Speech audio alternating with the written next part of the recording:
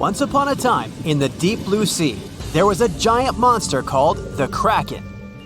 People believed it lived in the waters near Norway and Greenland. The first time anyone wrote about the Kraken was a long, long time ago. It was a man named Erik Pontoppidan from Denmark in a book called The Natural History of Norway. He wrote that the Kraken looked like a huge octopus or cuttlefish, and it could pull ships down to the bottom of the ocean. Later on, people started to imagine the Kraken as a giant squid. Even today, the story of the Kraken is still very popular, and it can be found in books, movies, or games. The stories surrounding the Kraken might sound like nothing more than local folklore or myths, but in 2004, the first giant squid was photographed. This amazing discovery was made by a team of Japanese scientists who had been working for years to capture a live giant squid on camera. They used a baited line with a camera attached to it to lure the giant squid to the surface. They also used a special lure that mimicked the light patterns of a small creature to attract the giant squid. After several days of waiting, the team finally got lucky. The image showed the giant creature's long tentacles and large eyes, as well as its distinctive body shape. It didn't stop there, though. In 2012, another team of scientists, this time from National Geographic, filmed a live giant squid for the first time in its natural habitat. This footage gave the world a much better understanding of the giant squid and its behavior. You've surely heard about this next myth too. It was said to be the most beautiful and wealthy city to ever exist. Its entrance was decorated with marble statues. The architecture of this city was sturdy and imposing. The depictions of Greek deities beautifully painted could be seen almost everywhere. The city has been the subject of debate for historians and fiction writers alike. We still have very little information on the location of the ancient city of Atlantis. That is, if it even existed. Since it was supposedly swallowed by the sea in its entirety, it's no wonder some curious minds linked it to other mysterious locations on Earth, even to the Bermuda Triangle. But let's not get ahead of ourselves. It's not yet confirmed that Atlantis truly existed. The idea of an island sinking into the sea due to an unknown disaster is a widespread idea in mythology and popular culture. However, it is possible that the story of Atlantis was inspired by actual events, such as the sinking of islands like Helike. On this island, located in the Gulf of Corinth, there was a thriving ancient Greek city. It was known for its prosperity and wealth, and it was also an important spiritual headquarters for the Greeks. The city was home to a building dedicated to the immortal Poseidon, and it was believed that he protected the city himself. However, one fateful night in 373 BCE, a massive earthquake struck the region. The ground shook violently, and the city was swallowed up by the sea in a matter of minutes. The residents of Helike, unable to escape the disaster, all disappeared under the waves.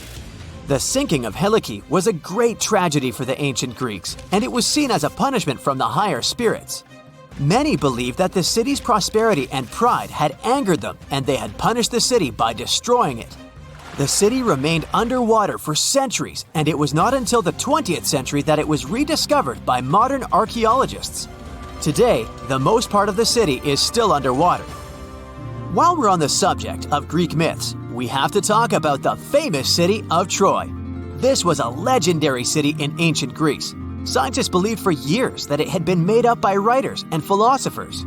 According to an ancient Greek legend, the city was founded by the Trojan prince Paris, who stole Helen, the wife of King Menelaus of Sparta, and brought her back to Troy. This event sparked a huge conflict between the Greeks and the Trojans that lasted for 10 years. One of the most famous stories from the Trojan conflict is the tale of the Trojan horse, a large wooden horse that the Greeks built and left outside the city gates as a gift to the Trojans. The Trojans, believing the horse to be a symbol of peace, brought it into the city. But inside the horse, there were Greek fighters who, once inside the city, opened the gates and let the rest of the Greeks in. The Trojans had no escape this time, and they were ultimately defeated. The city was rediscovered in the 19th century in modern-day Turkey. It's located near the Scamander River. Today, this region is an archaeological site and draws a lot of tourists each year. The following myth is indeed sad, but it might have some truth to it too. It is said that years ago, the Solomon Islands in the Pacific Ocean, there lived a man that was deeply in love with his wife. The woman, however, decided to leave him for another man and moved to the nearby island of Tiona Manu. Heartbroken and filled with rage, the man sought out a curse to take his revenge. He set out on a journey in a canoe, determined to bring destruction to the island where his wife had fled. Upon arriving at Tiona Manu, the man planted 2 taro plants. One he kept for himself. According to the instructions, once his own plant began to sprout, disaster was supposed to strike the island. And it did. The man watched from a mountaintop as a series of waves smashed into the island, causing it to sink beneath the waves. Tiona Manu was a real place, but it's not entirely clear when it disappeared. It is said that waves alone could not have washed away this small but tall volcanic island. But an undersea earthquake could have probably done it. The island was balanced on the edge of an unstable underwater slope. The most reasonable explanation is that a huge earthquake shook the region, which made the weak foundation collapse and caused the island to sink beneath the waves. This island-sized landslide would have pushed a lot of water out of the way, which would have created a series of massive mega tsunamis. So, although those vengeful waves could have occurred, they were most likely the result of another event. And that sad man, with his curse fulfilled, returned to the Solomon Islands with his heart still heavy after the loss of his wife. We won't leave the ocean waves just yet, but we're heading over to Hawaii. A legend has it that once upon a time, there was a Hawaiian higher spirit named Pele. She was the protector of volcanic fire and was said to have arrived at the islands to flee from her older sister. To conceal herself, Pele hid in various hideaways on each of the islands until she finally concealed herself in a pit at Kilauea. This is why, according to the legend, Kilauea is known as Hawaii's active volcanic center today. The story may be visually stunning, but in reality, volcanism is caused by the superheated mantle that triggers a lot of melting beneath the surface of our planet. People also say that Pele's tears and hair can be found scattered around the volcano. However, reality has more to do with physics than with folklore. When lava cools rapidly, particularly when it gets quenched in water or a small amount of it flies through the air, it turns into volcanic glass. When it stretches and cools down, it can sometimes form tear-shaped droplets, or it can get stretched so thin that it begins to look like strands of hair. We know today that Hawaii is a volcanic region known for its fire mountains, with huge streams of lava shooting up from active vents. It's no wonder it became an ideal origin place for the story of 2 sisters and their sibling rivalry. The deep sea is not all about singing mermaids and dancing crabs. It's actually filled with monster-like creatures that'll give you nightmares. So, if you're ready to meet them, grab your scuba gear and let's dive into the deep, mysterious waters to discover their fascinating and scary world. With its menacing appearance, one could call this fishy the vampire of the sea. Well, named for their disproportionately large, razor-sharp fangs protruding from their mouth, fangtooths are actually quite small and harmless to humans. These choppers are actually more for catching prey than causing trouble, so there's no need to panic if you see one. And you'll be even more relieved to know that it's kind of unlikely for you to come across a fangtooth, since they are among the deepest living fish. A regular day in the life of a fangtooth looks like this. By day, they prefer to remain in the gloomy depths. Me too, fishies, me too. It's only towards the evening that they migrate toward the surface to have a feast under starlight. Ah, how romantic. And by daybreak, they return to the deep. What a chill schedule, am I right? So, as you can tell from their daily routine, fangtooths are among the more active deep-sea fishes. And by that I mean they seek out their food rather than just sitting and waiting. And thanks to their oversized teeth and mouth, hey, I can relate, they're able to attack prey that are even larger than themselves, which is very important in the very large, food-poor deep sea. Fitting to their environment, common fangtooths are dark-colored, either solid brown or black. And unlike most deep-sea fishes, they do not have light-producing organs or cells to communicate with each other or to attract their prey. Instead, they rely heavily on their sense of smell, in addition to making use of even the slightest bit of sunlight that makes it down to the depths. This light doesn't help them to see in any way, but it may be enough for potential prey to cast a shadow as they pass overhead, which lets fangtooths know they're around. Now here's one hilarious fun fact before we move on to the next creature. Fangtooths can never close their mouths because of their huge mouths and long teeth. But you know what? I would bet maybe $500 that my orthodontist would claim he could fix that too. Our next horrific deep-sea animal is as real as a kraken can get. Giant squid, which actually did inspire the legends of the Kraken, live up to their name. The largest one ever recorded by scientists was almost 59 feet long. It also probably weighed nearly a ton. You would think such a massive animal wouldn't be hard to miss, but since giant squid live deep underwater, they are difficult to come by. Giant squid, along with their cousin, the colossal squid, yep, they are different, have the largest eyes in the animal kingdom. They're somewhere around 10 inches in diameter. In other words, they are around the size of dinner plates. Peekaboo! Having such large eyes allows them to detect objects in the lightless depths of the ocean, where most other animals would see nothing. Nada, zippo. Giant squids have 8 arms and 2 long feeding tentacles that help them seize their prey. These tentacles are tipped with hundreds of powerful sharp teeth and are often double the length of their body. This helps them to snatch prey up to 33 feet away. Hey there, come a little closer. Most of what we know about giant squids come from those that floated to the surface and were found by fishermen.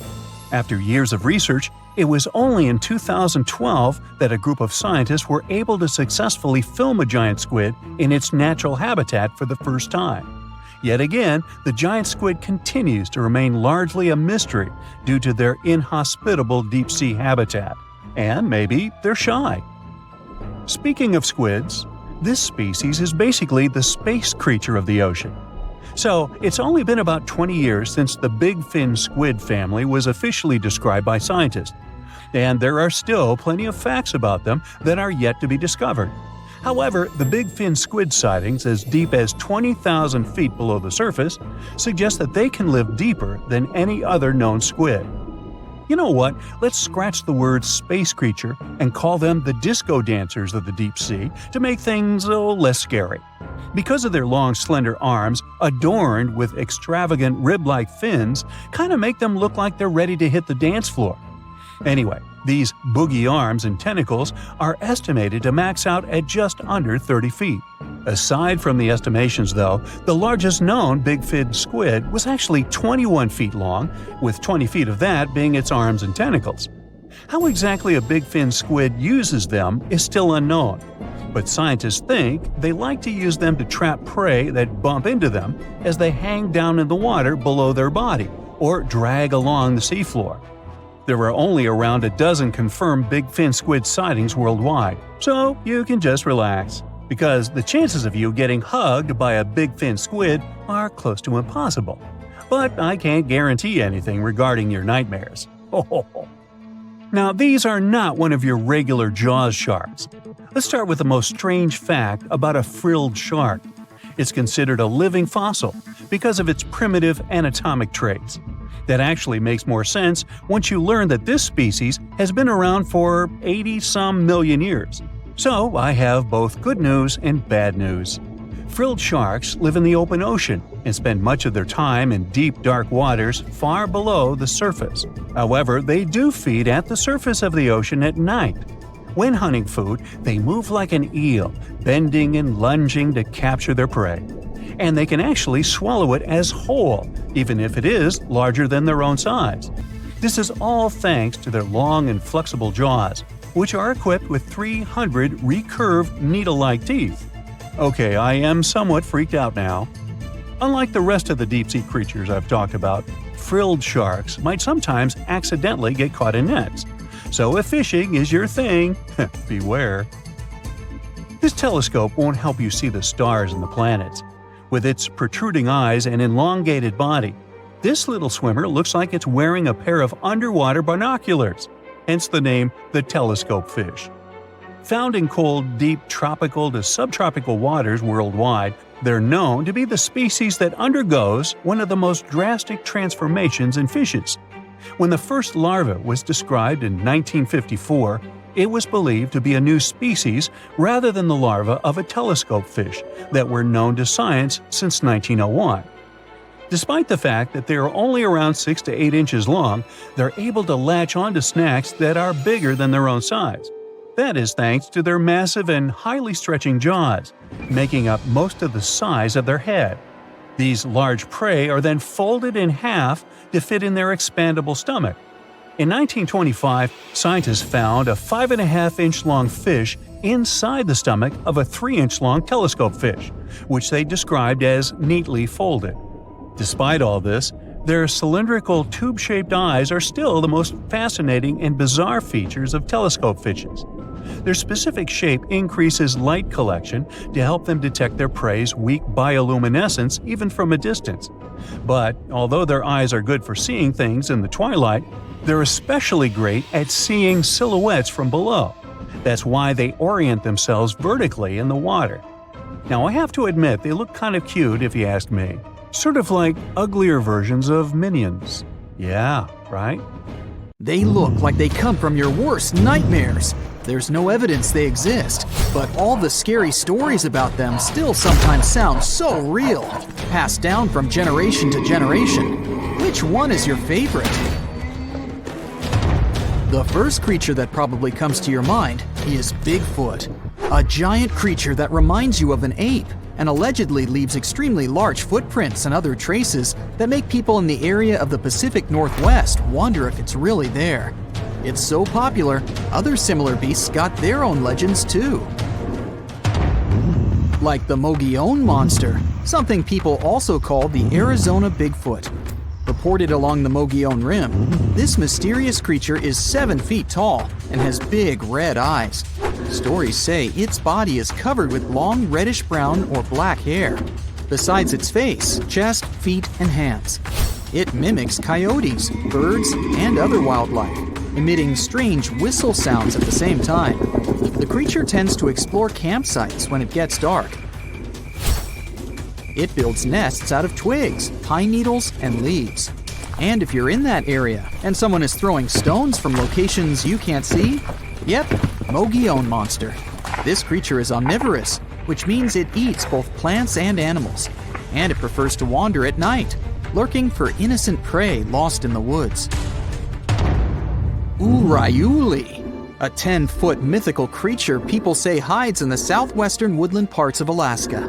It's a hulking giant beast known for its extremely long limbs. Legends say their lanky arms are so long they reach their ankles.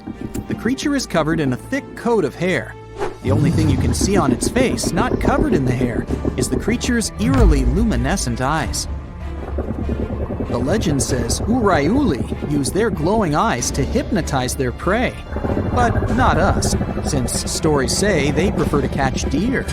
And they're known to be kind towards humans. And some claim the Urayuli are actually just a type of Bigfoot.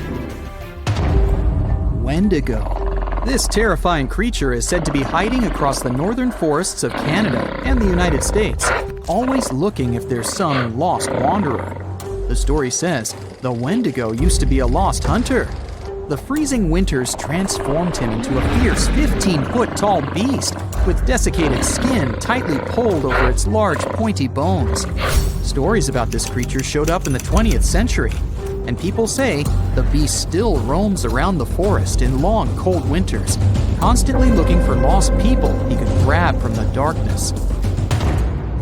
Lake Worth Monster. This scary creature that's part man, part goat is also called the Island Monster.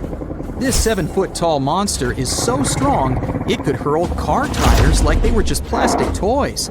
In a worst nightmare scenario, it could appear in the darkness, sailing from the treetops and fiercely landing with full force on the hood of passing cars.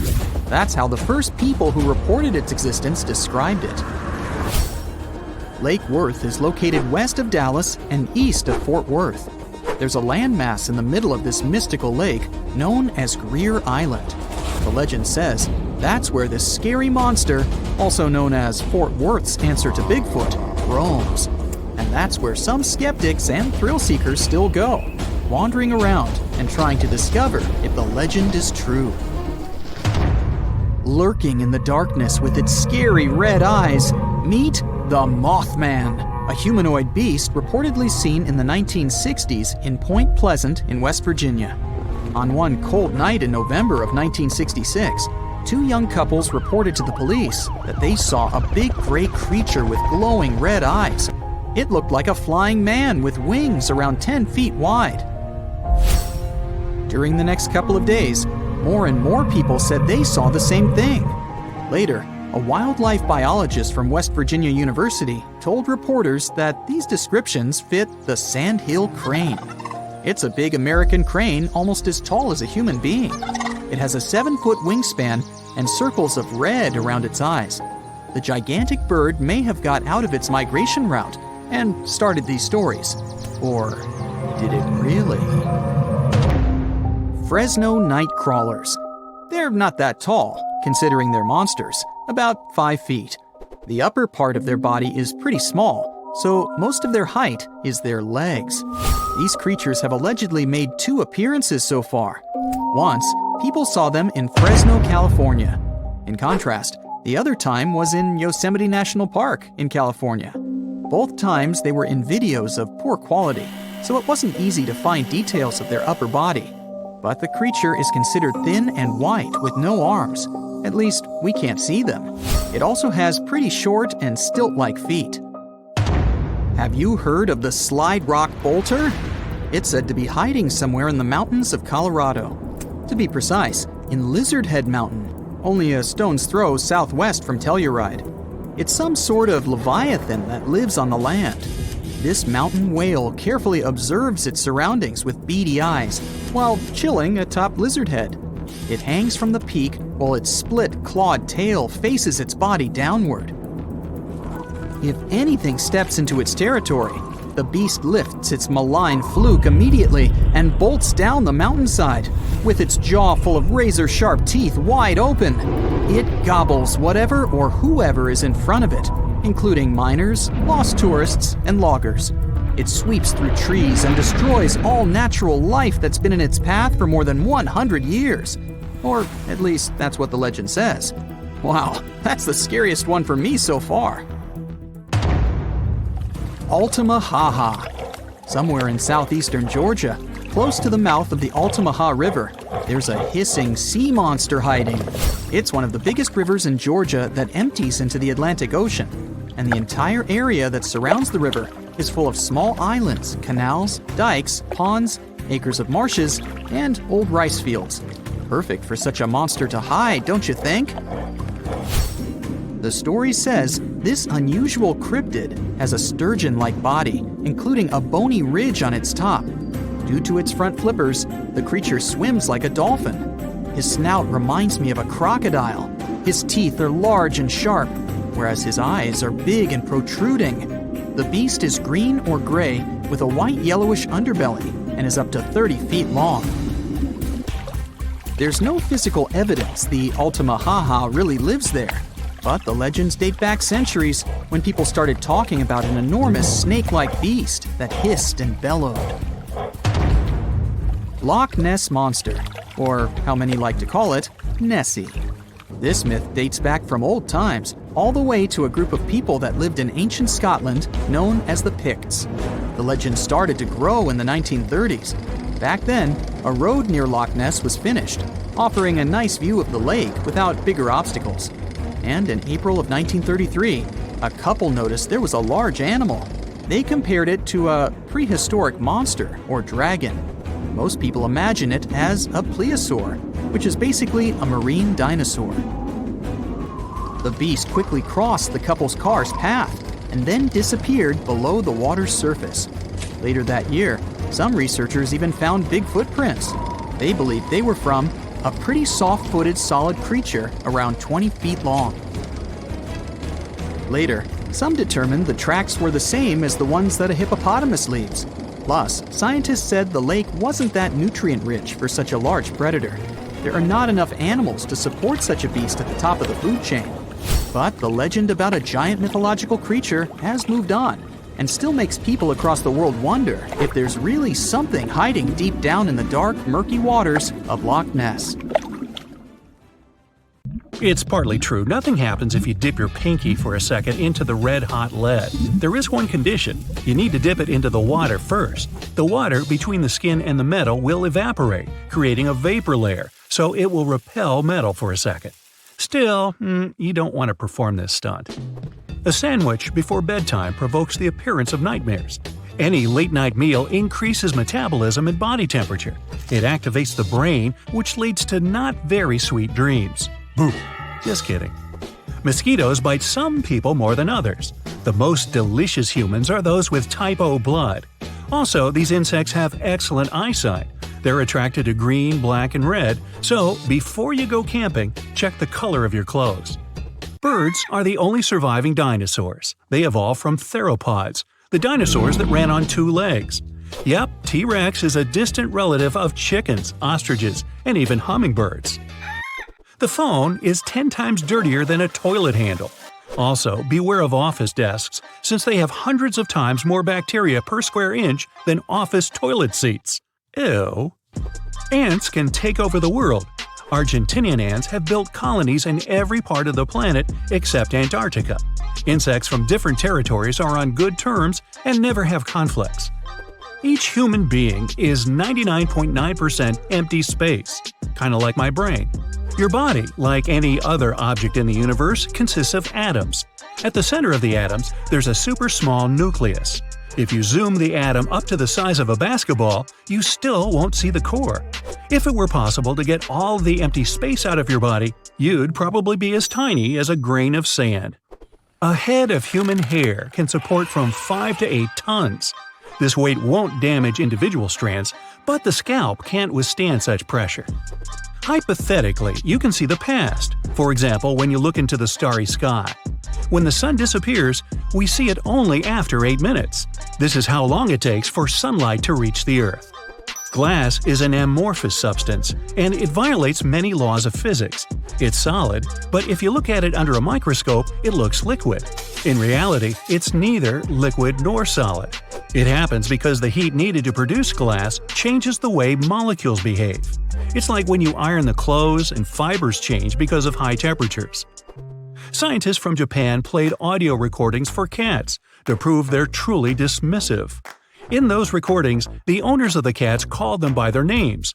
Cats' pupils dilated, the animals moved their tails, legs, or ears. Sure, cats could hear human voices, but they rarely respond. It's all about evolution. Cats came to humans because they were attracted by mice that ate grains. They lived close to people, but were never tamed. Trees have their own underground internet. Mycelium filaments interconnect the roots of 90% of trees. Trees exchange information and nutrients through them. They warn each other about danger and fight parasites together. Trillions of microorganisms live inside you. Ooh! They make up 3% of your body weight and weigh up to 6 pounds. Microorganisms play a significant role. They help with digestion, absorb nutrients, and do many other things we never notice. In comparison with microorganisms, there are really few people on our planet. A teaspoon of soil contains more living organisms than there are humans on planet Earth. Go ahead, count them. Human brain capacity has a limit. Scientists estimate that your brain can store 2.5 million gigabytes of data. To use up all your limits, you need to upload a 300 years long high-quality video right into your memory. Go ahead, I'll wait. Since 1950, humanity has mined nearly 200,000 tons of gold. If we made a cube out of all this metal, it would be 70 feet high and wide.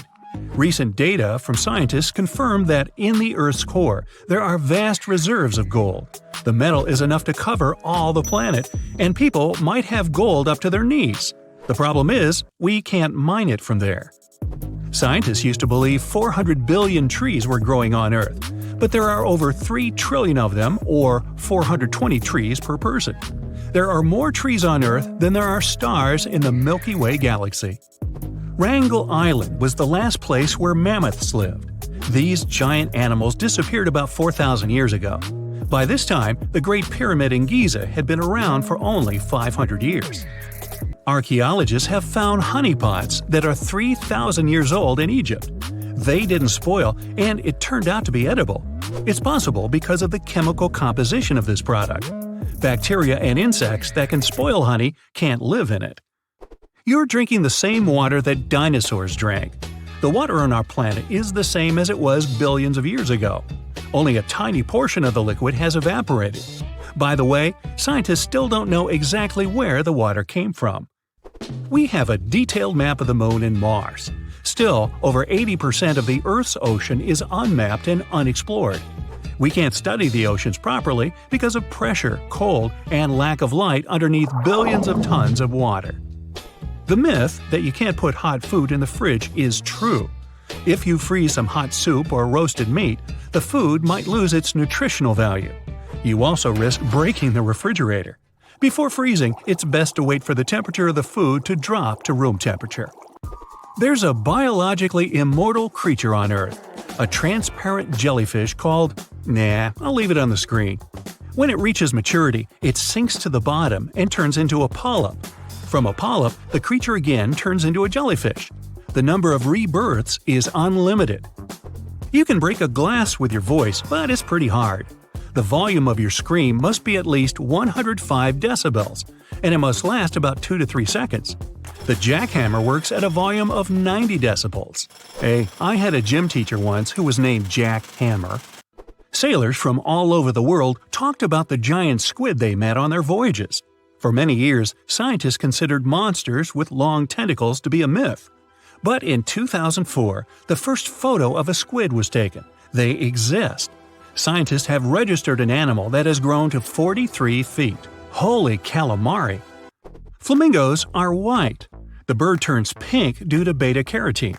This pigment is found in the algae and the shrimp it feeds on. You can change your skin color too. If you eat a lot of carrots, your skin will turn slightly orange. This will happen because of the high beta-carotene content in the vegetable. Your nose and ears get bigger every year. This isn't due to an increase in size, but due to gravity. With age, the cartilage of the nose and ears weakens. Because of this, they sag and appear more prominent. The Kepler Space Telescope expedition confirmed that Earth isn't unique. Most likely, our world isn't the only place in the universe where there's life. The device, the size of a minibus, flew through space for 9 years. During this time, it confirmed the existence of 300 million potentially habitable planets. They have a solid surface, liquid water, and nearby stars that look like our Sun. All plants, fungi, animals, and humans evolved from a single microbe. Scientists called it LUCA, the last universal common ancestor. The microbe was discovered by comparing the genes of living beings and their descendants. LUCA lived 4.5 billion years ago. It lived in the craters of deep-sea volcanoes among hot lava and water. Hey, I think we should have a family reunion, don't you? Recent research has shown that Neanderthals could hibernate like bears. This is confirmed by the bones of ancient people from the Spanish cave Cima de los Huesos. Scientists have found signs of slow bone metabolism. It proves Neanderthals slept for months and did not leave the cave. The myth that closed eyes improve memory is true. When your eyes are closed, you don't need to memorize information visually, and the environment does not distract you. This frees up your brain energy and makes the memory more efficient. The acidity levels of the human gastric juice and the acid from the car battery are almost identical. Plastic and even metal will dissolve in your stomach. If we drop a metal plate the size of a penny into gastric juice, there will only be about 63% of it remaining within 24 hours. You can put a shark in a trance for 15 minutes. To do this, you need to stroke its nose with your hand. Yeah, you first. I'll watch from here, thanks. This sort of hypnosis is called tonic immobility, thanks to the receptors in the shark's nose. When stroked, the receptors send many signals, and the shark's brain cannot process them all. I know the feeling.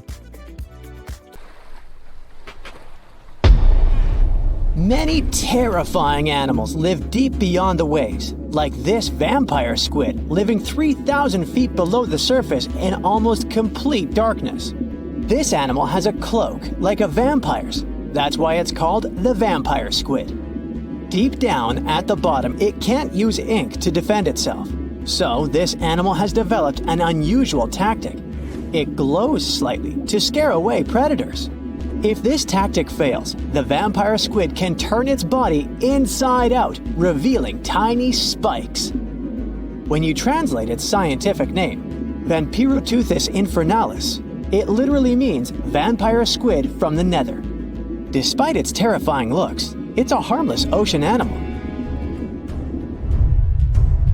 This previous creature was not from space, but this object definitely is. Before Elon Musk found a way to reuse rockets, NASA would simply drop old ones after launching astronauts into space, most of the time in the ocean or deserts. In 2012, Jeff Bezos launched a mission to find the Apollo 11 rocket. They found it by using sonar, but it was in terrible condition. It was sitting on the bottom of the ocean, not far from the predicted site. They were able to rescue the engine and reconstruct 2 of them. The most famous lost city is Atlantis, but sadly, we still haven't discovered it. However, Heraklion was also just a myth until one British pilot saw something that looked like a city while flying over the Mediterranean Sea. He reported it, and 60 years later, a group of divers went there. They were shocked when they found an entire city underwater. It was loaded with artifacts that could tell us a lot about the history of the place. Now it's one of the best underwater archaeological sites in the world. It's believed that the rising sea caused the whole city to go underwater. The Titanic sank in 1912. The wreck was claimed to be officially discovered 74 years later. In reality, though, a fisherman found the Titanic 8 years earlier while fishing in the Atlantic Ocean. He was pulling out his net when he spotted a head stuck in it. Luckily, it was just a doll's head. Years later, after the fisher had passed away, his son sold the doll to a doll collector. She did a lot of digging and research on every person who had a porcelain toy on the Titanic. She found the owner of the doll. Ava Hart was on the Titanic and had a doll with her. Ava survived the catastrophe by a miracle, but her toy didn't. Hart even wrote about the doll in her journal, and every detail matched the toy found by the fisherman. The tripod fish lives deep in the abyssal zone, around 20,000 feet below the surface. It's adapted to such immense depths and uses its tripod fins to stay still on the bottom. This creature doesn't have big eyes, but even if it did, these eyes would be useless in the darkness. Instead, the tripod fish uses its fins like antennas to detect any movement in the water. This creature doesn't have much luck when it comes to its love life, so it had to develop unique tactics to reproduce. One fish can be both male and female. The next bizarre creature is the lizardfish. It has tons of razor-sharp teeth, a huge mouth, and really big eyes, which it uses for hunting.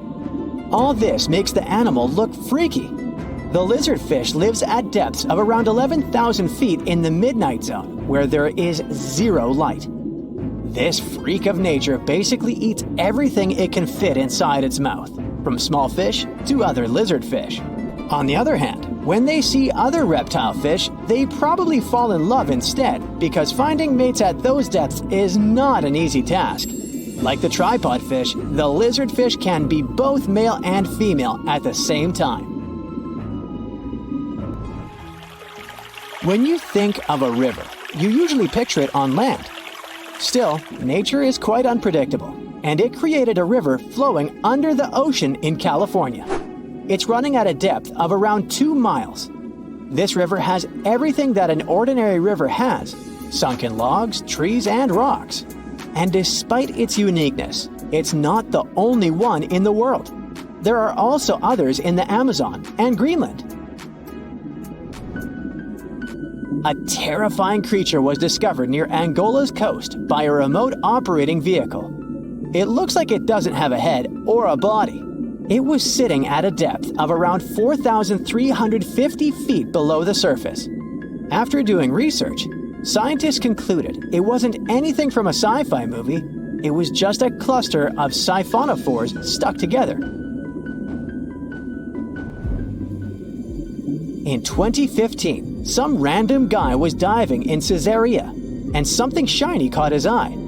He reached out, grabbed it, and realized it was a gold coin. After that, he examined the bottom and found out that there were many more. He reported the incident to the local authorities, and they concluded that he had found Arabic treasure. The coins were made of solid 24-karat gold and were a few thousand years old, but due to the perfect salinity and temperature, they looked brand new. The coins belonged to a ship carrying cargo. It was caught up in a storm and unfortunately sank. One of the weirdest things ever discovered was found in the Baltic Sea. It's an anomaly that looks as if it was created by a different civilization. It was discovered by Swedish researchers, and they basically had no idea what it was. They had to ask tons of other scientists for their opinions. When you look at this formation from above, it's 200 feet long and looks exactly like a fallen spaceship. It's hard to believe that it's a natural formation, but spoiler alert, it's totally made by nature because the Baltic Sea has gone through many erosions throughout history. Most likely, the bizarre formation is the result of these processes. A group of divers in Madagascar were shocked when they found this 7-foot monstrosity of a knife on the seafloor.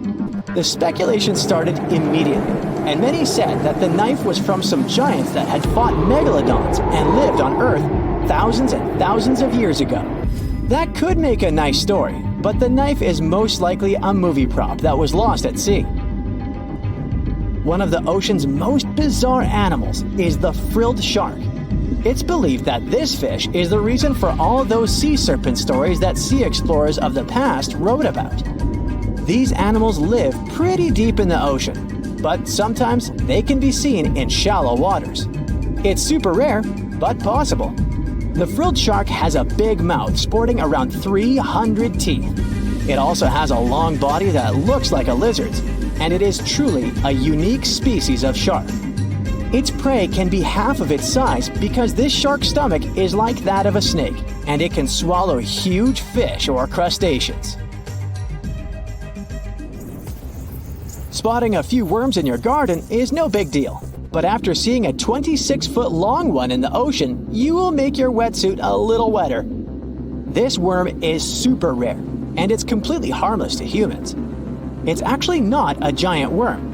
It's a cluster of zooids that are stuck together in a worm-shaped formation. They usually only eat plankton, bacteria, and other tiny things that can be found in the ocean. Probably the scariest thing in the ocean that is 100% real is the magna pinna, which can be found at crazy depths of 20,000 feet below the surface. This monster looks like an underwater Slender Man, but it's just a squid with really long tentacles that can reach a terrifying size of 8 feet. This guy has only been seen a few times, and basically, we don't know much about this creature so far. Most of the ocean is still shrouded in mystery, whether we're talking about dark corners or creatures that are hiding in the depths. But sometimes, it gives us a peek into scary things it hides in its cold, dark depths. Like when you hear on the news that there are some deep-sea creatures washed ashore after a powerful storm once again.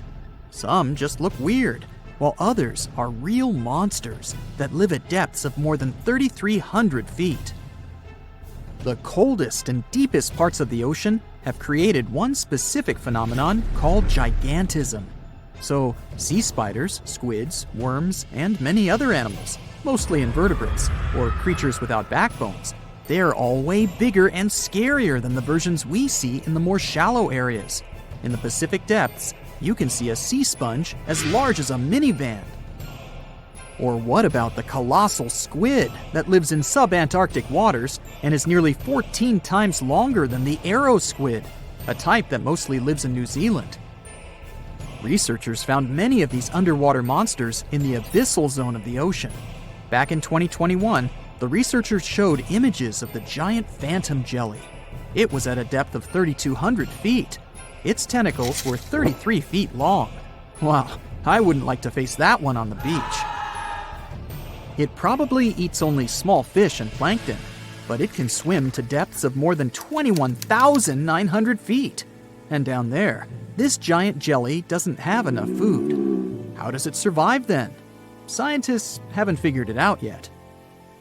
And there are even more questions related to the giant squid, the biggest one ever found. This monster is 43 feet long, with a weight of nearly a ton. Imagine if those tentacles would grab your car, or something like that. They would smash it like it was a toy. There's no light in the abyssal zone. Sun rays just can't penetrate that deep. So there's no algae or underwater plants there. Local animals mostly eat snow. Marine snow is not like the regular one you build a snowman with. It consists of any small flakes or remains that fall from the surface of the ocean. Maybe even some leftovers that animals up there couldn't eat. So it's not much. But apparently, it's enough for very large creatures that hide deep down there, like giant squids. Squids that generally live at such depths don't bother going after their prey. They just wait until the poor animal swims right up to their long tentacles and falls into a trap. It may not be the best method ever, because not many animals will even swim into these dark, cold parts. But it's the method that saves energy. A giant squid eats only 1 ounce of fish daily, which is approximately 45 calories. That's nearly 50 times fewer calories than an average person should eat per day. So when a squid gets 1 fish, it saves it for a couple of days. I hope giant squids won't get the idea to go to the surface and look for food when there's not enough of it in the abyssal zone. And I hope even more that giant Greenland sharks won't get that same idea. You can find them at depths of up to 7,200 feet. They're twice as slow as we usually walk. They swim at a speed of 1.12 feet per second. Their slowness is part of the energy-saving mechanism that creatures down there need to survive. But they can speed up in the form of short bursts when they need to catch prey. But they kinda change their diet from predator to scavenger, considering their environment. There will be more leftovers falling from the surface than animals to go after. Greenland sharks grow just 0.4 inches per year, and they're mostly 20 feet long, which means they live for a very long time, sometimes up to 400 years. They also have a slow metabolism, and that's one of the main factors for their long life, too. Greenland sharks like to spend their time in cold waters. They're adapted to that, since their tissues have specific chemical compounds that prevent the forming of ice crystals all over their body. That means they have some sort of natural antifreeze. So what makes them so big? Scientists are still not sure, but some theories try to explain it. There's this thing called Kleiber's rule that says bigger animals tend to be more efficient. Just take a small fish and compare it to a whale with a mass hundreds of times bigger. The whale has a greater metabolism. It conserves energy more efficiently and loses less of it to the surroundings through heat. Moving on, bigger animals can ingest bigger prey. They're more likely to go through tough issues in their environment or defend themselves from predators going after them. Also, the body gets bigger when temperatures are lower. The Greenland shark is a perfect example. So are giant sea spiders. Sea spiders are generally common, and you find some very small ones at 0.04 inches. But in deeper parts of the Antarctic, they become 3-foot-long giants. They grow so big because the cold water has more oxygen. That way, more of it diffuses into the animal's body, and that allows it to grow bigger. Yeah, both as a creature and a nightmare. And how about this giant tube worm? Researchers found it accidentally while they were exploring the mysteries of the Pacific Ocean floor. They stumbled upon unusual hydrothermal vents. Volcanic heat is a thing that gets them going. As water seeps down through faults or cracks in the rock, these vents change their direction. When the water gets out of the vent, it's rich in different minerals and chemicals. Most animals wouldn't survive being around this toxic soup of chemicals, but not these tube worms. They came as a true surprise, because not only are they not bothered by these toxic vents and the almost boiling temperature of the water, but they developed entire ecosystems there. They're unique because they don't need sunlight to survive. Instead, small bacteria are their main source of energy. That bacteria gets their energy directly from these toxic chemicals. So it's not photosynthesis, but a process called chemosynthesis. And these tube worms don't have mouths. These bacteria live inside them. Strange story, huh? Plus, these scary worms reach up to 8 feet. Giant isopods are no better either. They lurk at the depths of the ocean of 1,640 feet or more below, far away from the sunlight, looking like some monstrous wood lice. They spend most of their time on the seabed, hoping to find some food falling from higher levels of the ocean. Check out their small hooked claws at the ends of their legs. Isopods use them to remain more stable while moving around the ocean floor. Since there's no light, they have long antennae that help them feel their way around. These sensory antennas are about half the length of their body. Giant isopods have pretty big eyes compared to their body size, too. They can grow over 12 inches from head to tail. And these fellas are really patient. Remember how we said animals down there rarely get food? Sometimes they need to wait for years to get a proper meal. That's why their metabolism is amazingly slow. 5 years later. They can go for 5 years without eating anything. Imagine that. I get hungry just talking about this. In 2006, a biologist did research to compare the differences between the shallows and the deep sea regions. He realized the deep sea mirrors the island rule. First, isolated parts of land develop biodiversity you won't find anywhere else. Second, small-bodied life there grows much bigger when it's isolated, compared to life on large land masses.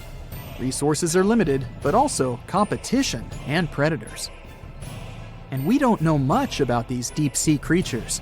It's too expensive and too complicated to carry out such research. So we'll just wait for more raging storms to show us at least part of the monstrous world cold ocean depths hide. Now, the Mariana Trench is the deepest and probably the most enigmatic place on Earth, whatever that means. Bizarre creatures such as deep-sea anglerfish, frilled and goblin sharks, barrel-eyed fish, hatchetfish, live in a crescent-shaped trench in the western Pacific. Just 3 people have ever descended down the Challenger Deep in the southern end of the Mariana Trench. There, at a depth of almost 11,000 feet, vents are bubbling up carbon dioxide and liquid sulfur. Mud volcanoes erupt under the pressure 1,000 times greater than at the surface. And so, it's no place I want to go. So bye! Get back in there. Alright, since you clicked, yeah, you're about to visit places no less mysterious and creepy than the Mariana Trench. Your first stop is Mexico, the Yucatan Peninsula to be precise. See those bottomless sinkholes filled with crystal clear water? It's fresh water that overlies salt water seeping from the sea. The sinkholes are called cenotes. The Mayans believed these natural wells were the gateways to the underworld. Thousands of cenotes, created by collapsed limestone bedrock, form one of the world's longest underwater cave systems. You can easily get lost in this tangled, mysterious network. Now it's time to visit the Caribbean. There, you'll get to a depth of almost 8,000 feet to see the Von Dam vent field. The hydrothermal vents fire out streams of muddy, scalding water, with a temperature reaching 400 degrees Fahrenheit. That's almost enough to bake a pizza. These mounds are made of talc, a substance you can find in baby powder. The Von Dam vent field is an oasis for odd species. One of those is kind of a creepy shrimp without eyes. Instead, they're equipped with patches of light-sensitive cells on their backs. Now, you don't have to travel far away. The next enigma on your list is also in the Caribbean. Just off the coast of Belize, there is a giant sinkhole. It's also blue. Yep, that's the Great Blue Hole. The thing is about 1,000 feet across and more than 400 feet deep. Once, a long time ago, this hole was a cave until rising waters filled it, making it collapse in on itself. The deeper you descend into the Great Hole's crystalline waters, the darker it becomes. You see tons of stalactite-filled caves, but don't even try to enter them unless you want to get hopelessly lost. Once you reach a depth of 50 feet, you notice the water shimmer. That's the invisible line dividing the sinkhole's salty top from the freshwater abyss. Time to get out of there. Who knows what you might come across in the murky depths? Your next destination is off the Pacific Northwest coast. Almost 500 streams of methane bubbles were discovered there several years ago. Because of the bubbles, the vents got the name champagne seeps, which sounds better than the fart spas. Scientists are still puzzling over this phenomenon. Where does the methane come from? Underwater cows? Why is its temperature warmer than that of the surrounding ocean? And most importantly, what would happen if you managed to light a match somewhere near a large bubble? Methane is a highly flammable gas, and setting a methane bubble on fire, well, you get the picture.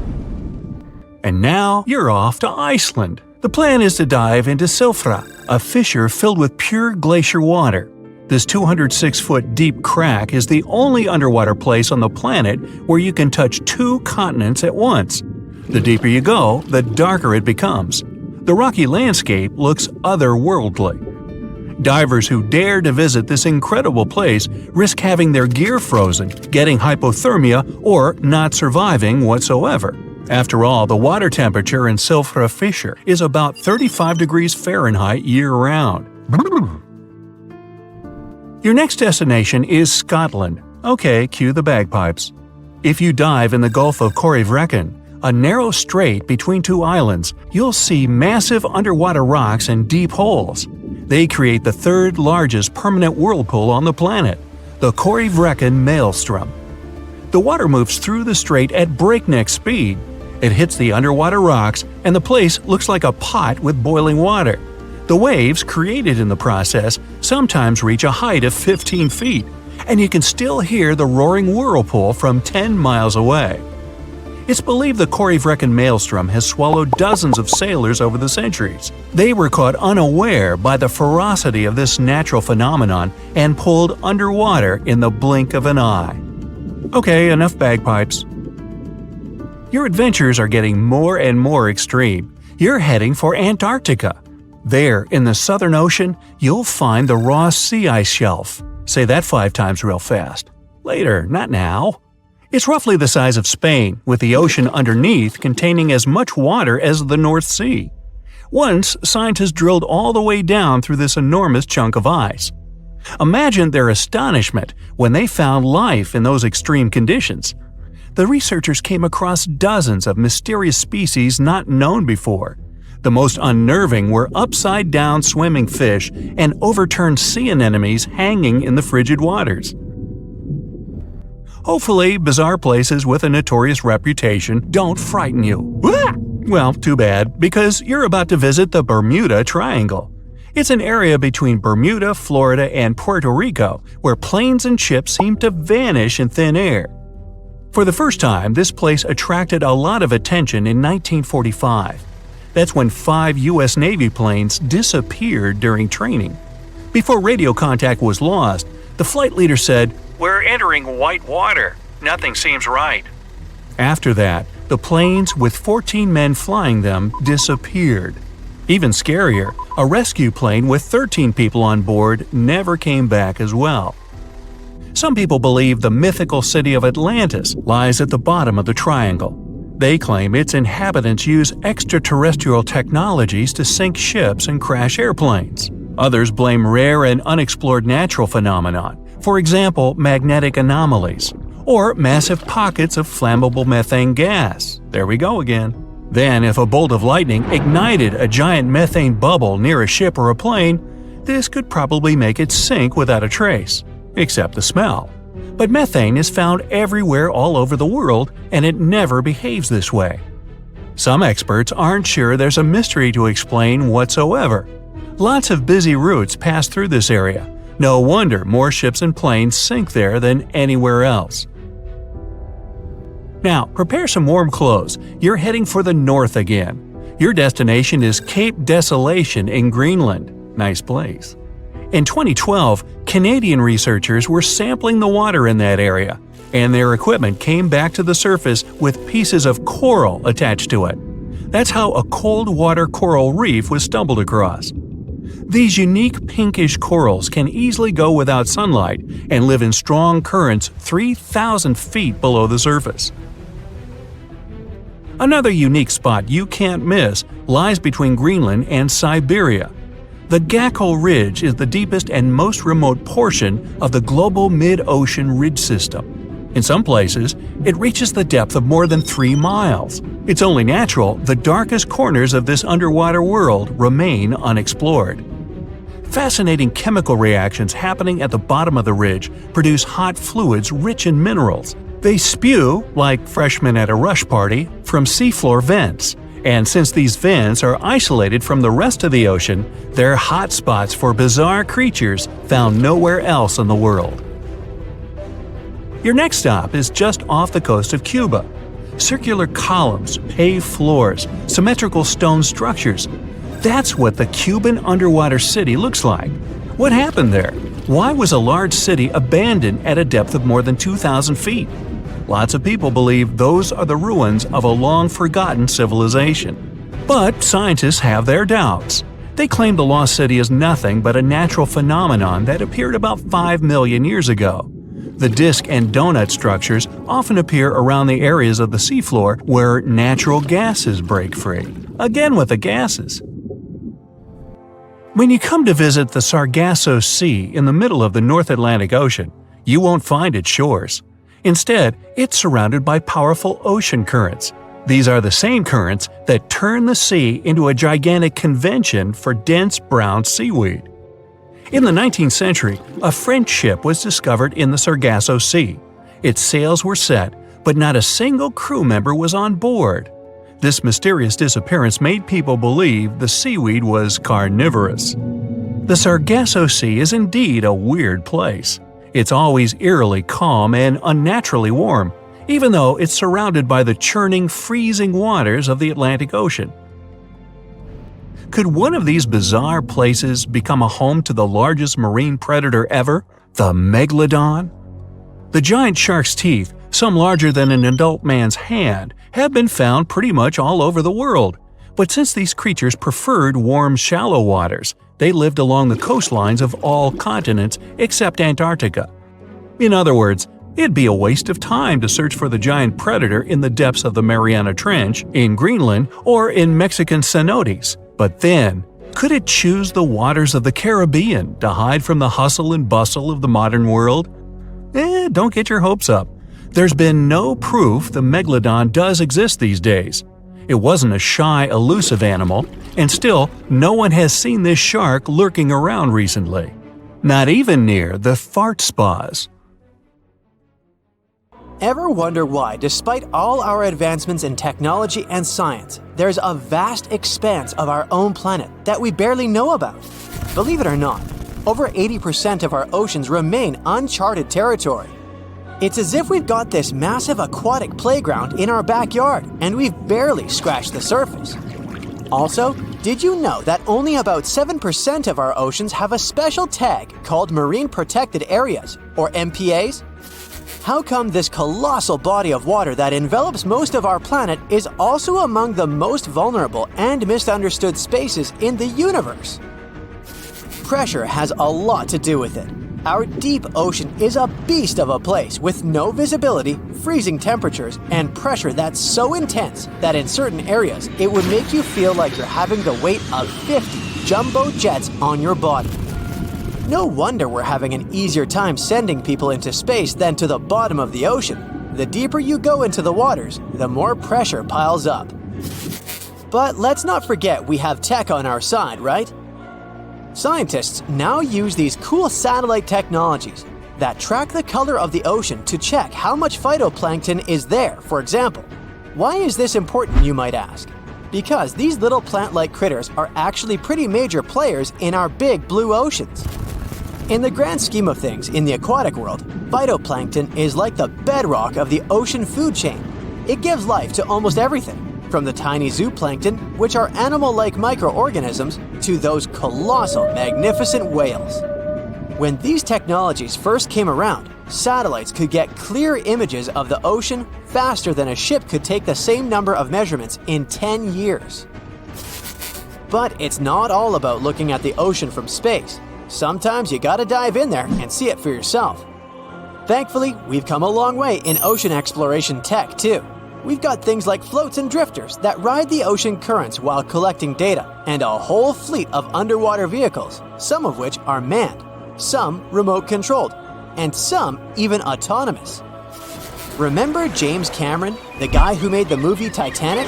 He's super into exploring the ocean, and in 2012, he set a record by going down to the Mariana Trench in a vertical torpedo sub. He thinks there's nothing like being in the ocean and experiencing it firsthand. Other companies use a mix of technologies for their ocean explorations. It led them to discover amazing stuff like a deep-sea coral reef near Morocco, the only one still growing in the Mediterranean Sea. They've also discovered new species and documented ones previously thought to live only in the Atlantic. These efforts have convinced local authorities to declare some places as marine parks. As with most scientific areas, the road isn't without its bumps. These expeditions can cost quite a lot, and the lack of detailed maps and data only adds to the challenge. We can't always rely on bathymetric information, meaning the study of the ocean floor, because it's often not available. And that's the tricky part. We need to explore more to know more, but getting the funds for these kinds of projects can be tough when there are so many unknown variables. One particular company's explorations have helped protect nearly 4 million square miles of ocean so far. The data they collect during their expeditions is invaluable. It's used to identify new species, locate vulnerable habitats, and even show where threatened species are being overlooked. Their work helps dismiss excuses from local authorities who claim they lack the necessary information to establish more MPAs. The same company supports a goal known as 30 by 30, aiming to protect 30% of our oceans by 2030. It's a big target, and there's a long road ahead, but ongoing ocean exploration can provide the proof needed to keep more of our oceans safe. We also need to set aside areas for protection and research, even when we don't have all the facts just yet. On that note, some cool scientists have recently stumbled upon a gigantic and mysterious world beneath the Pacific Northwest coast's ocean floor. The best part is, this massive realm of life is pretty much cut off from the rest of the world above, making it like a secret underground club that only the best microbiologists have access to. Picture an active city, except the city is microscopic cracks in the basalt rocks of our oceanic crust, and its residents are microbes. These tiny creatures aren't like you and me. They don't rely on sunlight or the organic products of land and water ecosystems for sustenance. Instead, they thrive on chemical reactions with rocks and seawater. Scientists call this type of life chemosynthetic, which sounds complicated, but it basically means life sustained by chemical reactions. While this sort of life has been found deep in mines and around seafloor hydrothermal vents, the scale at which these creatures are found under the oceanic crust is unprecedented. It might even be the most extensive ecosystem on Earth. A geomicrobiologist from Denmark was part of the team that made this discovery. He claimed that over 50% of our planet's surface is oceanic crust, which is an average of 4 miles thick. Imagine the size of this chemosynthetic party happening down there. This discovery didn't happen overnight. Since the 90s, scientists have found weird tiny holes in the basalt rocks that make up much of Earth's outer crust. They seem like they might have been made by bacteria, but hey, there was supposed to be no life there.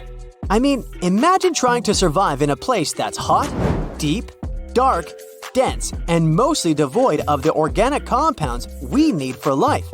Yet, here they are.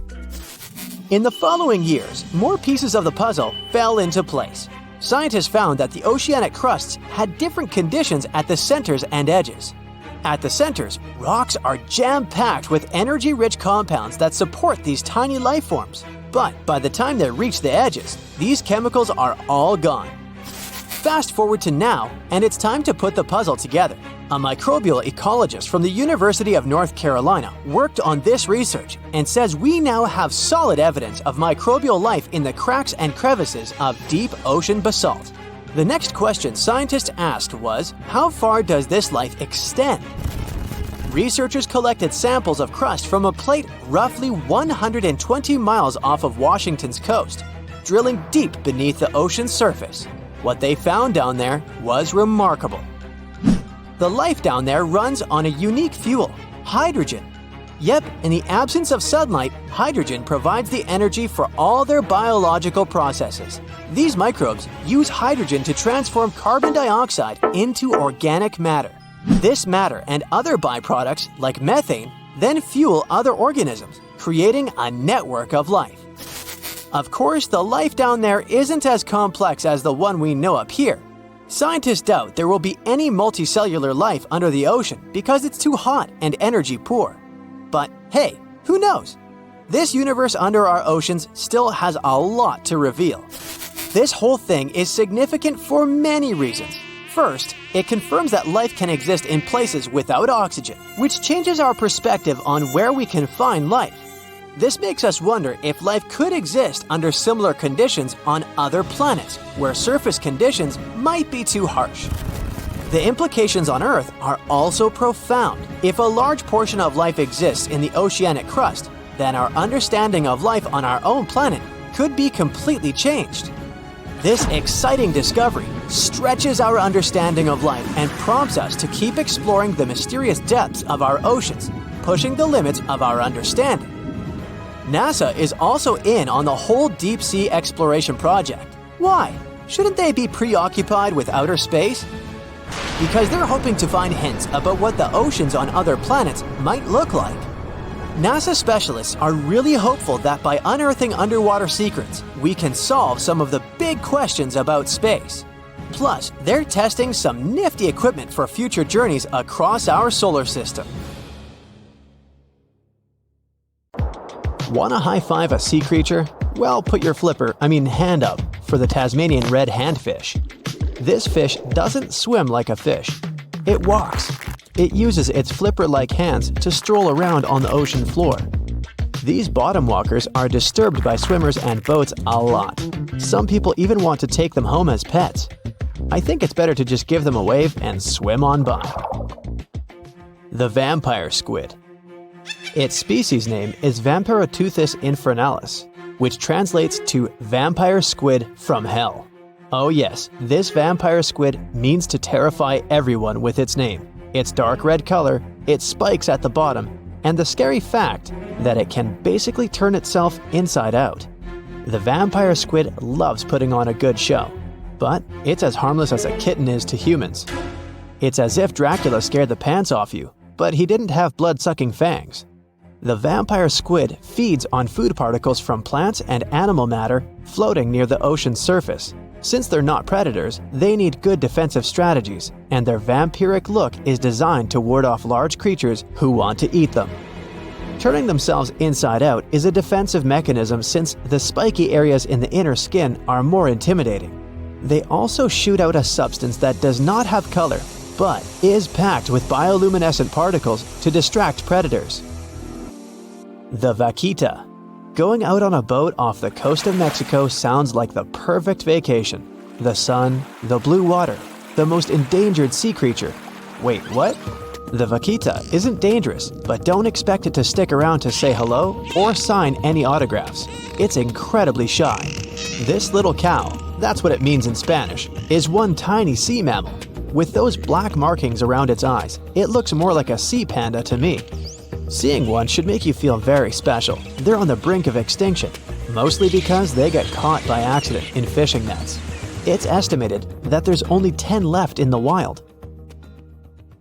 The blue dragon. This little creature looks like something out of a kid's fantasy movie. It's called the blue glaucus, casually referred to as the blue dragon or blue angel. It can be found in many places, the Atlantic, Pacific, and Indian Oceans. It's kind of a mollusk and it only grows to be about an inch long.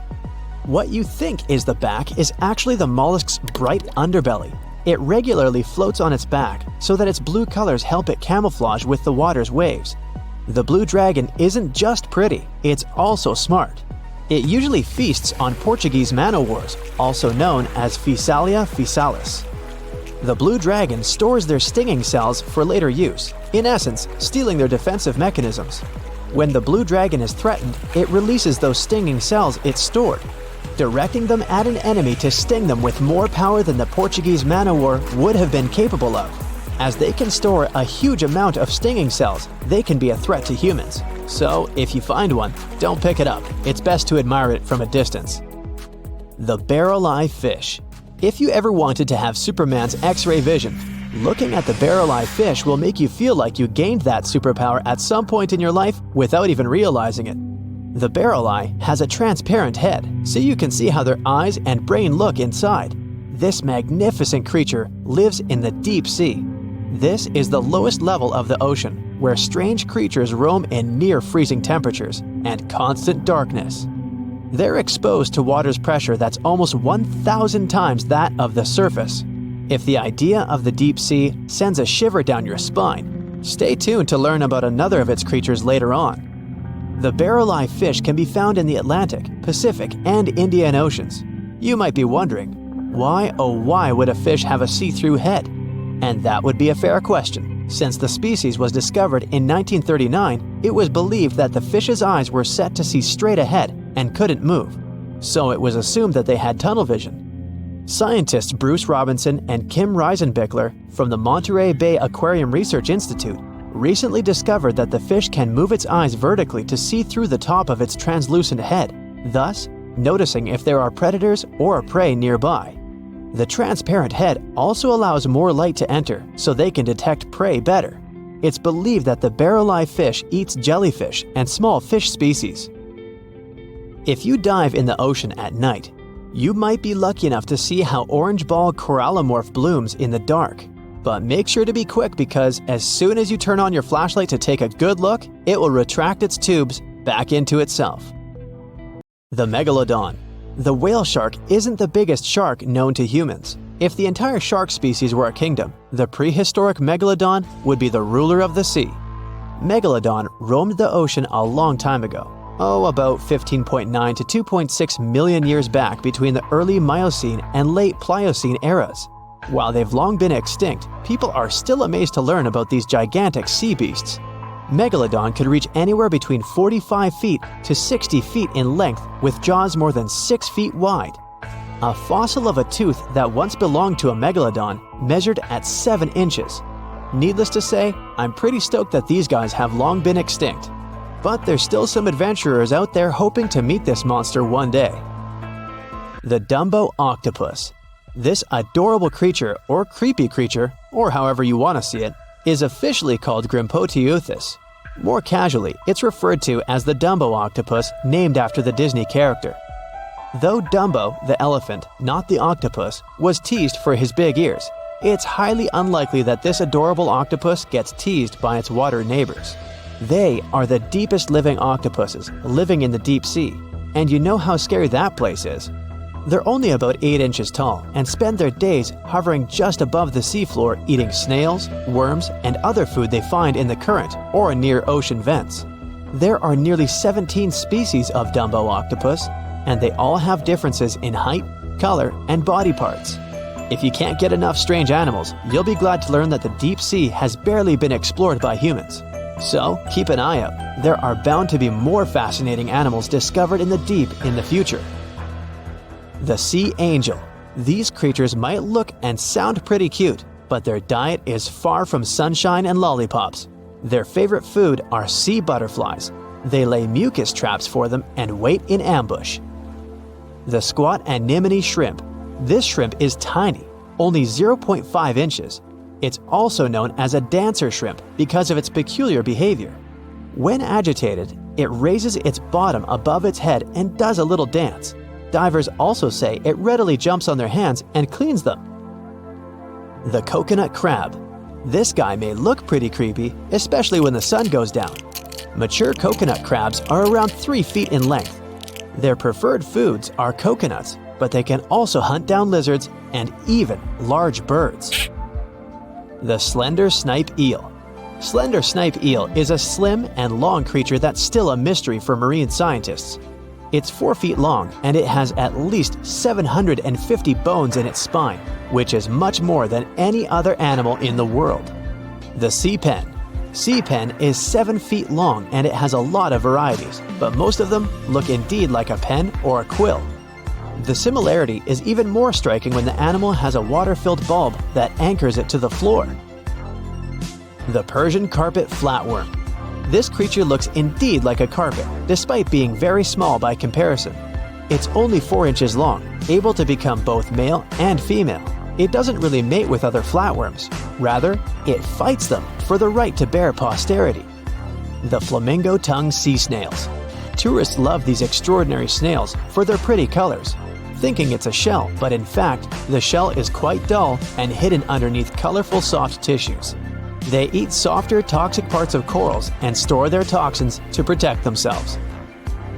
Hello, Brightsiders! Do you know where the deepest place in the world is? I think it's in the Pacific Ocean, near the Philippines and Papua New Guinea. It's the famous Mariana Trench. So let's take a tape measure, a very long one, and attach its end to the boat on the surface. Now we hold our breath and jump in the water. Fish and marine animals swim by.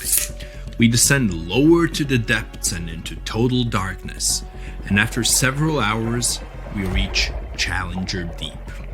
The tape measure shows a depth of 36,200 feet. The famous Mariana Trench is not the deepest place on Earth, as everybody thought.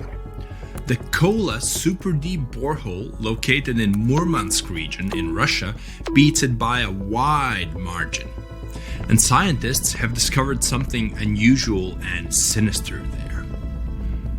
When geologists were drilling the hole, they could reach the depth of 9 miles. And then they encountered voids. Scientists on the surface were surprised and scratched their heads and then decided to lower a microphone and dozens of other sensors in these voids. The temperature down below turned out to be 2,000 degrees Fahrenheit. And the microphone recorded something that sounded like human groans and screams. Many people thought the scientists had been able to drill into the underworld. The shocked people up above had already begun to panic, but suddenly an unknown creature jumped out of the drill pipe.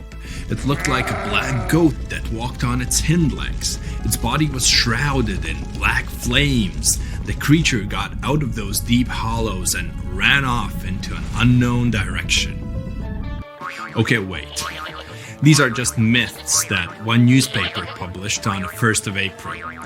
It's International Joke Day, by the way, but many people believed it. It made many believe the scientists working at the borehole had opened a portal to the nether, and that now horrible, outworldly creatures were free from their imprisonment. But like with any myth, there's some truth to it. The deeper the scientists drilled, the higher the temperature got. At 3 miles deep, it was 160 degrees. At 4.5 miles, it was 250. And at the maximum depth of 7.5 miles, the sensors recorded a temperature of 413 degrees. One day, scientists heard a loud explosion underground. They stopped working and everyone tried to find out what caused such a loud pop. But there was seemingly nothing there. After a while, they continued drilling deeper, and at the same depth, no accidents happened. The drilling began in May 1970. They passed the first 4.5 miles quite easily, and it was primarily hard granite rock. It was like drilling through a hard wall. But then their drill went into softer layers, and the shaft of the hole began to crumble. It was like drilling in wet sand. Every time the workers took the drill out, there was a risk that the hole would collapse under its own weight. As that eventually happened, the scientists picked a new direction to drill, and you know what's interesting? In the end, the map of the entire well looked not like a straight beam from top to bottom, but like a tree trunk which had diverged into many different routes. 9 years later, scientists reached the depth of 31,400 feet and broke the world record for the deepest borehole. By 1983, they made it another 8,000 feet deeper. After a brief pause in the work, there was an accident. A part of the drill broke away from the main body and remained in the borehole. For several months, scientists tried to extract the drill, but nothing worked, and they had to return to the depth of 4.5 miles and start all over again. The drill was divided into sections, and one such unit could only last about 4 hours before it had to be replaced. In terms of depth, that was only about 32 feet of drilling. Then the drill was lifted to the surface, replaced, and lowered back down. On average, the drilling speed was about 200 feet per month. That's like a 20-story building. In 1990, 20 years after the work had begun, scientists reached the final depth of 40,230 feet. That's like 100 soccer fields down. And after another accident, the work stopped. Guinness World Records registered the Kola superdeep borehole as the deepest borehole in the world.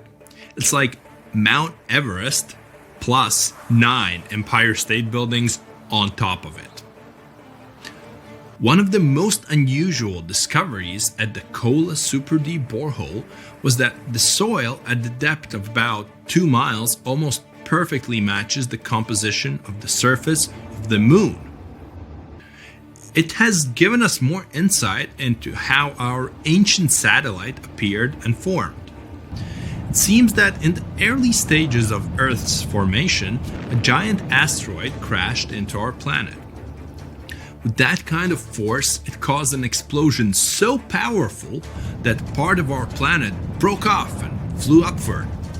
This chunk of Earth remained in our planet's orbit, cooled, and later formed into the moon we know today.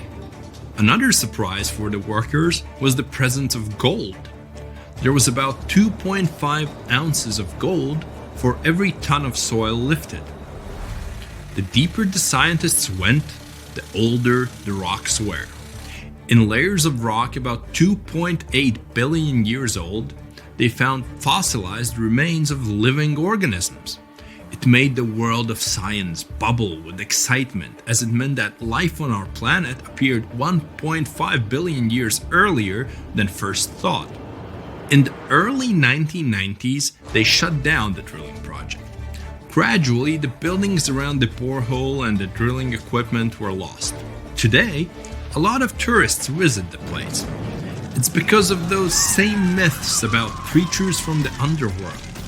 Yes, there's a hole 7.5 miles deep under that rusty lid. But the scientists working there never reached their goal. They wanted to drill into the Earth's mantle, but to do that, they would have had to dig down to a depth of about 44 miles. At 200 feet per month, it would have taken as long as 80 years. That's assuming no accidents happened. But the deeper it goes, the more interesting it gets.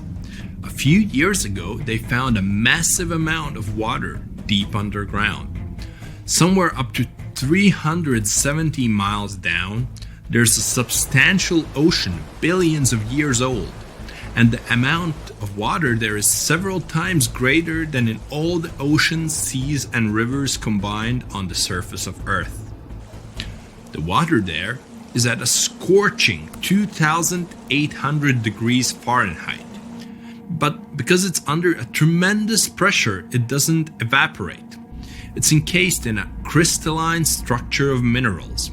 This ocean was formed in the early stages of our planet's development. when there was only hot lava and debris of space bodies around. But the most exciting thing you can find by drilling is living organisms. They've been there in isolation for billions of years, and they can give us clues as to how life came into being in the first place. Scientists in Antarctica have created a similar borehole. An entire lake half the size of Lake Ontario was discovered under the thick ice. The amount of water in this lake is only 3.5 times less than in the Lake Baikal, the largest lake on Earth by volume. The ice that hides this lake is at least 20,000 years old, and the water beneath it has been isolated from the outside world for about 15 million years. While drilling, scientists lifted a chunk of ice from deep down below and found an unknown bacterium on it. Its genetic code was only 86% similar to known living organisms. That means that we've never seen bacteria like this before, or it had come from outer space. But that's just a theory. We know that these bacteria can live in unusual conditions and at water temperatures below freezing. The composition of underground lake water is also different from what we're used to. There's a lot more oxygen and carbon dioxide in it. Add to these conditions complete isolation, and we get living organisms that have developed and evolved in a completely different way. Do you understand what it means? The study of deep organisms may give us a clue as to whether life could exist beneath the ice on other planets or their moons. For example, Saturn's moon, Enceladus, has ice 24 miles thick. There may be an ocean underneath, which is heated by thermal springs. That's all for today. And guys, remember, let's become smarter every day together with Brightside.